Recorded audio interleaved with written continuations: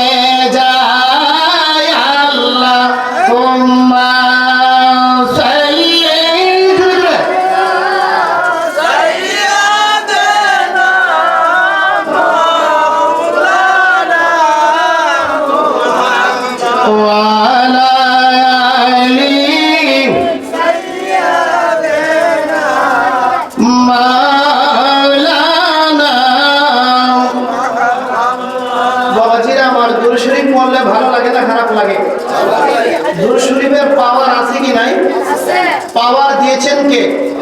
আর আসতে বলুন, কে দিয়েছেন? নামাজ পড়েন, রোজা রাখেন, হজ করেন, যাকাত দেন, যত ইবাদত বন্দেগী আছে সব করেন। যদি রাসূল পাকের দুরূদ শরীফ, যেই ইবাদতে যে আমলে রাসূল পাকের দুরূদ নাই, সেই দুরূদের সেই ইবাদতের কোনো দাম, আর আসতে বলুন সেই ইবাদতের কোনো দাম নাই। কেমন পাওয়ার দুরূদ শরীফের? একজন মাঝি নদীতে নৌকা চালায়, মাঝির কাজ নৌকা চালায়। সে বড় আশিক রাসূল, নবীজির প্রেমিক। গুনগুন করে আমার নবীজির উপরে দরুদ শরীফ পড়ে আর সে নৌকা চালায়, যাত্রী নদী দিয়ে পাস করে। চিৎকার মেরে বলুন সুবহানাল্লাহ। কারণ নবীজির আশিক প্রেমিক যারা, সেই কোনো জায়গায় রাসূল পাকের উপরে দরুদ শরীফ পড়তে পারবে। কথা বলুন ঠিক কিনা? আরেকজন জাল্লা, যিনি জাল দিয়া মাছ মারে, আমরা এটাকে গাবর বলি, গাবর বা নিগেরি গাবর বলি। সেই জাল্লাই নদীতে মাছ মারতে যায় জাল দিয়া। তারপর মনে আফসোস যে আমি দয়াল নবীকে দাওয়াত দেব, আমার ঘরে এসে আল্লাহর নবী অল্প একটু খানা দানা করবে আর আমার ঘরে একটু দোয়া করবে। সুবহানাল্লাহ। সে নবীজিকে দাওয়াত দিলেন, ইয়া রাসূলুল্লাহ, আজকে আমার বাসায় আপনি দাওয়াত গ্রহণ করুন। আমার নবী দাওয়াত গ্রহণ করলেন। জাল্লাই মনে মনে চিন্তা করলো, নবীজিকে দাওয়াত দিলাম, আমি গরিব মানুষ, কি খাওয়াবো? জাল নিয়ে নদীতে গেলেন মাছ মারার জন্য। সুবহানাল্লাহ বলুন। যখন জাল পালাইলো, বিশাল বড় একটা মাছ পাইলো। মাছটা এনে ডাক দিলেন, বেগম ভালো করে মাছটাকে কেটো, কাইটা ভালো করে তেল দিয়ে ভাজি করে তৈরি করে রাখো, আমি দয়াল নবীকে দাওয়াত দিয়েছি, আমার বাসায় আসবে। চিৎকার মেরে বলুন সুবহানাল্লাহ। ওনার স্ত্রী মাছ কাটলেন, কাটতে এই মাছটাকে এক কড়াই তেল দিয়া তেলের মধ্যে ভাজি করবে। মাছ যখন তেলের মধ্যে ছাড়ে, মাছ জেতা হয়ে দূর মারে। সুবহানাল্লাহ। নবীজির দরুদ শরীফের পাওয়ার জানলাও আমার নবীর আশিক, বড় প্রেমিক, মাছ দূর মারে। কত চেষ্টা করলো, মাছটাকে আর ভাজা করতে পারে না। এই টাইমে নবীজি আসার সময় হয়ে গেল, আমার নবী হাজির। চিৎকার মেরে বলুন সুবহানাল্লাহ। আমার নবী কই, সাহাবী বসো, দোয়া করি। হুজুর দোয়া করে আগে একটি ঘটনা বলে। ঘটনা কি? আপনাকে দাওয়াত দিলাম, নদীতে মাছ মেরে এনে মাছটাকে কেটে আমরা স্বামী স্ত্রী দুইজন তেল দিয়ে ভাজা করার জন্য চেষ্টা করি। মাছটা তো ভাজা হয় না, তেলে ছাড়লেই মাছ জেতা হয়ে যায়। সুবহানাল্লাহ। আমার নবী ডাক দিয়ে বললেন, এরে জাল্লাদ, এই মাছটা কি দুনিয়ার আগুন কেন? এই মাছটাকে জাহান্নামে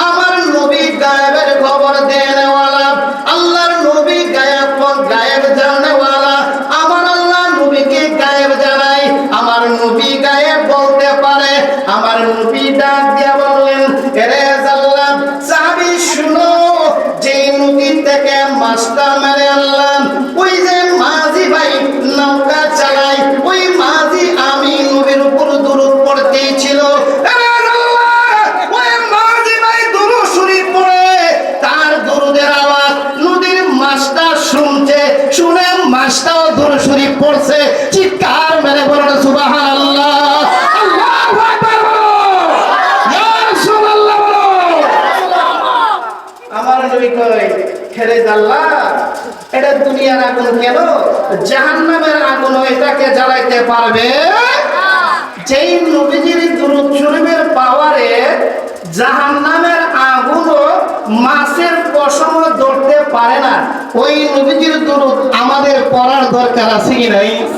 তাইলে মহব্বতে পড়ুন আল্লাহুম্মা সাল্লি আলা সাইয়্যিদিনা মুহাম্মাদ আল্লাহুম্মা সাল্লি আলা সাইয়্যিদিনা মুহাম্মাদ নাবিয়ানা সাবিয়ানা মাওলানা ধন্য গো আমেনা বিবি ধন্য আপনার জিন্দেগি ধন্য গো আমেনা বিবি ধন্য আপনার জিন্দেগি আরে আপনার কুলে তাশরীফ আনলেন রহমাতাল লিল আলামিন আল্লাহ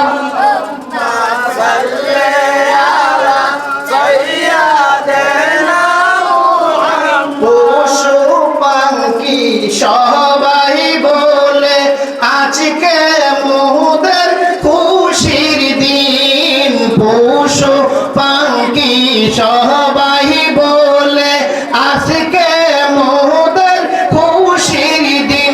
আরে দরাতে তাশরীফ আনলেন রহমাতাল লিল আলামিন আল্লাহুম্মা সাল্লি ধীরে সাইয়্যিদিনা মুহাম্মদ ও লা ইলাহা ইল্লাল্লাহ ভালো লাগে লা ইলাহা ইল্লাল্লাহ একই সাথে লা ইলাহা ইল্লাল্লাহ সাজিদাতি জান্নাত বানাইলো মোহনের মতন সাজাইলো পড়ন সাজিদাত জান্নাত বানাইলো মোহনের মতন সাজাইলো একটা কদম রাখার পরে আজরাইলকে পাঠাইলো লা ইলাহা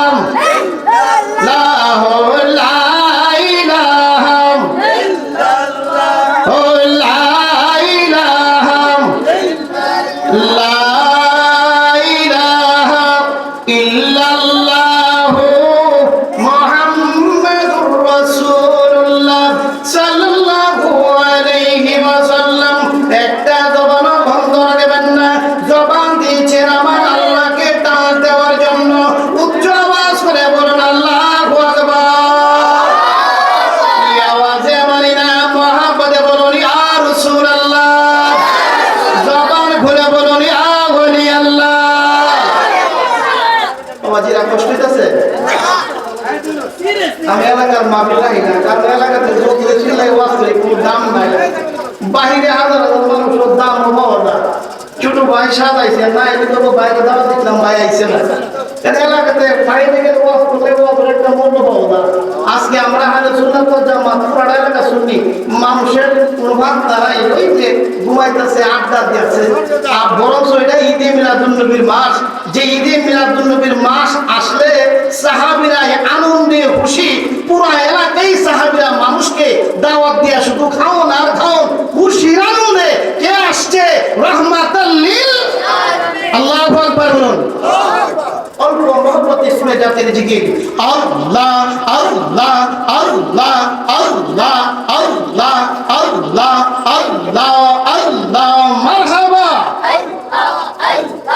আল্লাহ মাবুদ মাওলা রে ডাকি আমরা তোমারে মাশাআল্লাহ আল্লাহ আল্লাহ মারহাবা আল্লাহ মাবুদ মাওলা রে ডাকি আমরা তোমারে মাশাআল্লাহ আল্লাহ আল্লাহ আল্লাহ মারহাবা আজকের মাহফিল কবুল করো আশার বাবার খাতিরে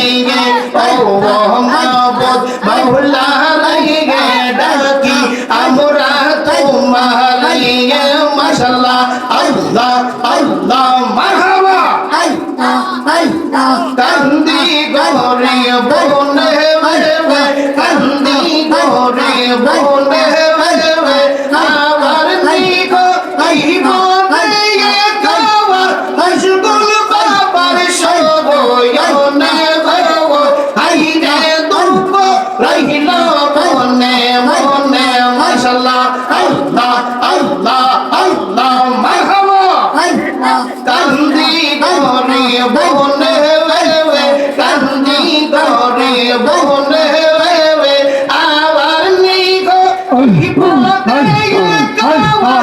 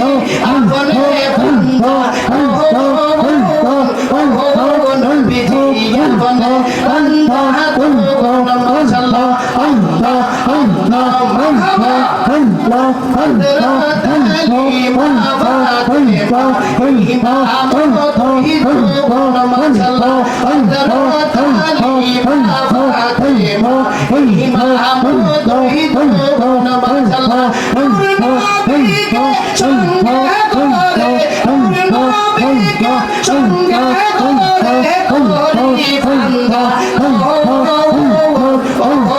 নবীজি আপন বান্দা তখন বলে বান্দা নবীজি আপন বান্দা নবীজি আপন বান্দা তখন মাশাআল্লাহ আল্লাহ আল্লাহ আল্লাহ আল্লাহ মারহাবা বান্দা বান্দা করে ইবানি মোর নবীজি আপন বান্দা তখন বলে বান্দা নবীজি আপন বান্দা নবীজি আপন বান্দা লা ইলাহা ইল্লাল্লাহু মুহাম্মাদুর রাসূলুল্লাহ সাল্লাল্লাহু আলাইহি ওয়াসাল্লাম। একটা জবানও বন্ধ রাখবেন না, চিল্লায় বলুন আল্লাহু আকবার, মহব্বতে বলুন ইয়া রাসূলুল্লাহ।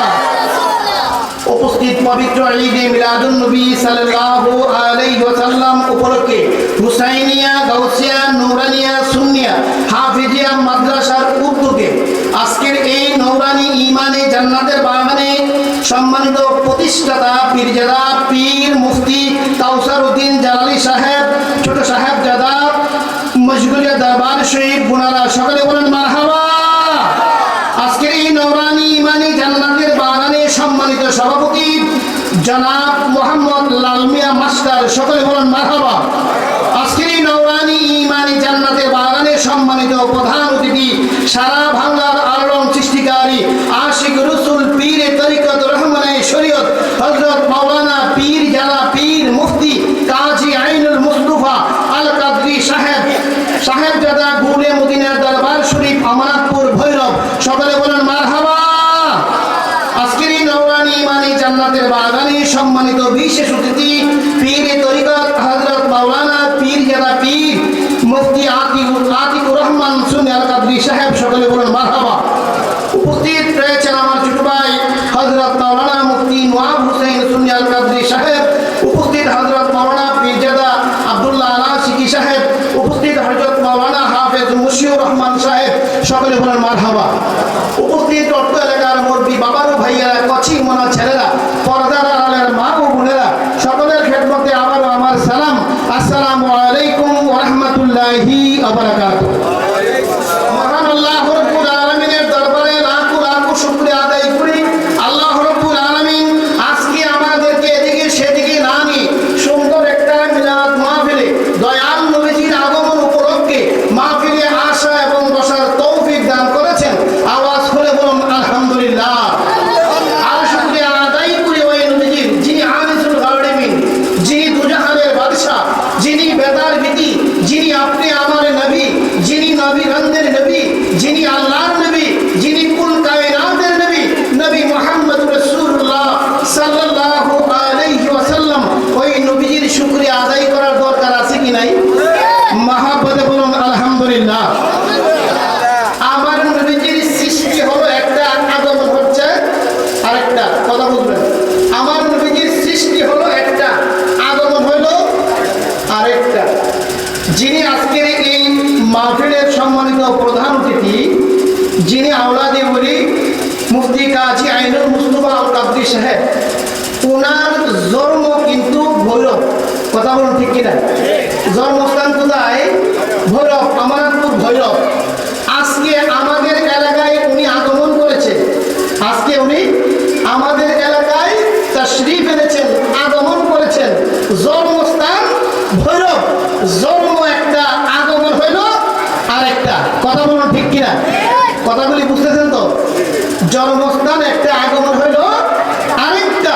ততটুক আমার নবীজিকে আমার আল্লাহ সৃষ্টি করেছে আদম আলাইহিস সালাম সৃষ্টি করার কোটি কোটি বছর আগে। আল্লাহ রাব্বুল আলামিন তার বন্ধু নবীকে সৃষ্টি করে আল্লাহর কাছে মওজুদ করে রেখে দিয়েছেন।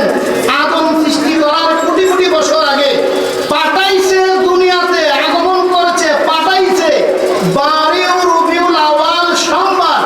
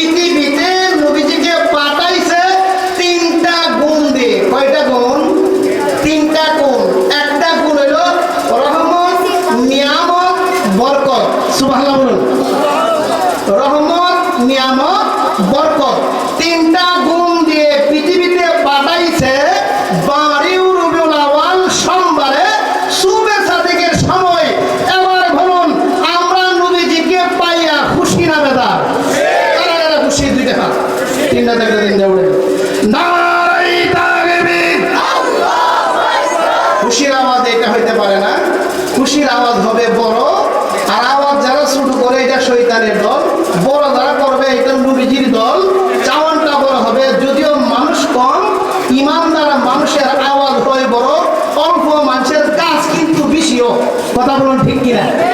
নারাই তাকবীর, আল্লাহর নবী যেখানে, ওলি আল্লাহ যেখানে, মা বাবার খেদমত আছে যেখানে, কোরআন হাদিস যেখানে, সুদ ঘুষ যেখানে,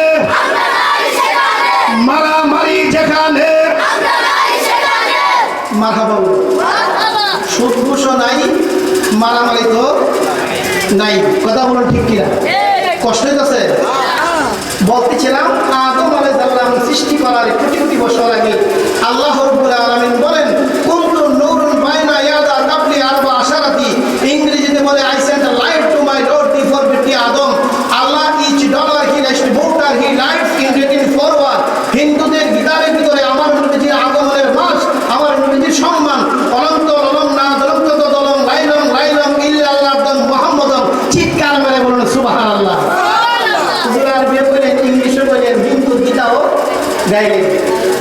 সকলে দোয়া করবেন। আমরা 3 ভাই মুফতি, 3 ভাই মুফতি। মুফতি কাকে বলে বুঝেন তো? বুঝেন না মনে হয়। বাংলাতে বলা হয় যে matric, IA, BA, MA. M হইল মাস্টার্স। মেট্রিকের পরে এটা আইএ, আইএর পরে বিএ, বিএর পরে হইল এমএ। বুঝতে পারছেন?